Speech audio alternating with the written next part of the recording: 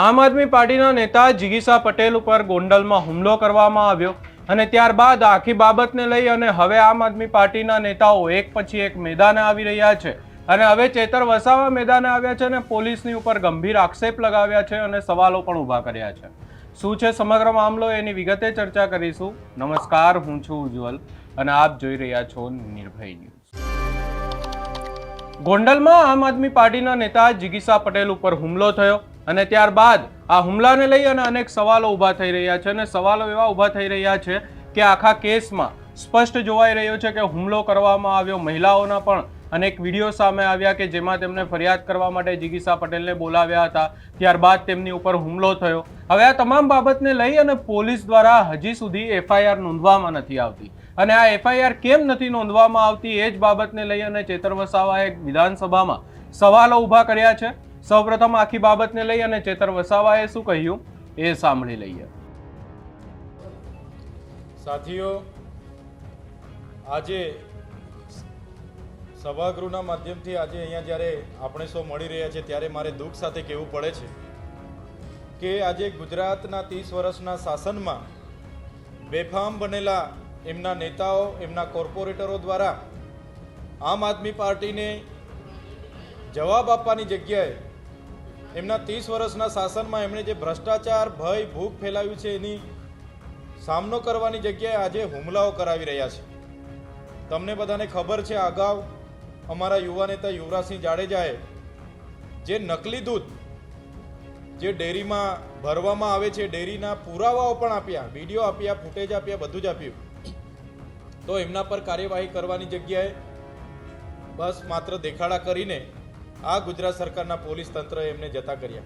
એ જ પ્રકારે ગતરોજ જિગીસાબેન પટેલને ત્યાંના સ્થાનિકોએ કીધું કે અમારી આ સમસ્યા છે।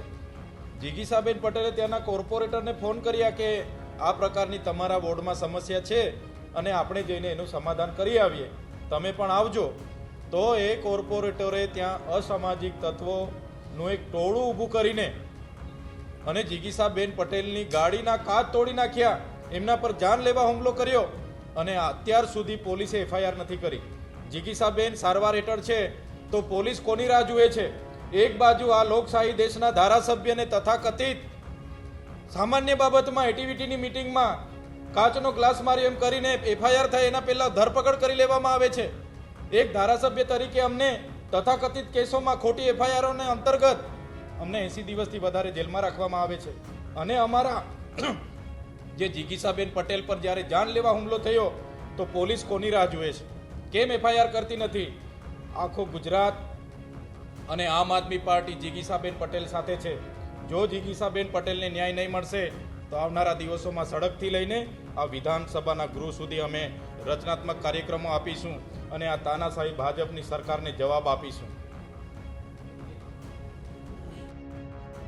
અહીંયા જો વાત કરીએ તો ચેતર વસાવાની વાત પણ કદાચ સાચી છે, કારણ કે આખી બાબતને લઈ અને જો આવી ઘટના થઈ હોય તો પછી એફઆઈઆર પોલીસે નોંધવી જોઈએ, પરંતુ હવે વાત એ જ છે અને સવાલ પણ એ જ થઈ રહ્યો છે કે આખી બાબતમાં પોલીસ એફઆઈઆર કેમ નથી નોંધતી। ચેતર વસાવાએ તેમના કેસનો પણ ઉદાહરણ આપ્યું અને કહ્યું કે એક ધારાસભ્ય હોય છતાં જો તેમના ઉપર આરોપ લાગે તો તરત એફઆઈઆર નોંધાઈ જાય છે, તેમની ધરપકડ પણ થઈ જાય છે અને આ ભાજપના કોર્પોરેટરે હુમલો કરાવ્યો છે એવા આક્ષેપો લગાવવામાં આવ્યા છે અને કહેવામાં આવી રહ્યું છે કે જો ભાજપના કોર્પોરેટર હોય અને તેમની સામે પણ ગુનો નથી નોંધાતો એવી વાત કરવામાં આવી હતી।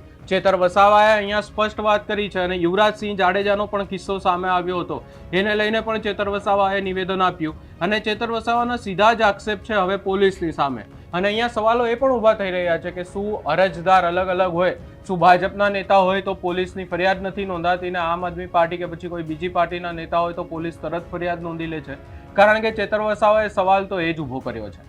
જિગીસા પટેલના કેસની જો વાત કરવામાં આવે તો હજી સુધી જિગીસા પટેલ દ્વારા આખી બાબતને લઈને કોઈ પણ પ્રકારે નિવેદન નથી આપવામાં આવ્યું, પરંતુ હુમલાના દ્રશ્યો સામે આવ્યા હતા અને આપણે બધાએ જોયું હતું કે હુમલો તો થયો છે।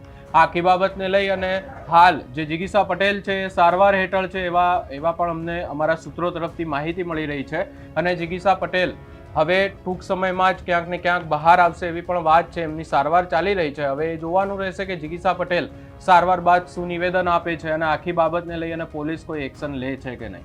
આ સમગ્ર બાબતે તમારો શું અભિપ્રાય છે અમને કમેન્ટ કરી જરૂર જણાવશો। અમારી ચેનલ નિર્ભય ન્યૂઝને લાઇક, શેર, સબસ્ક્રાઇબ કરવાનું ભૂલશો નહીં.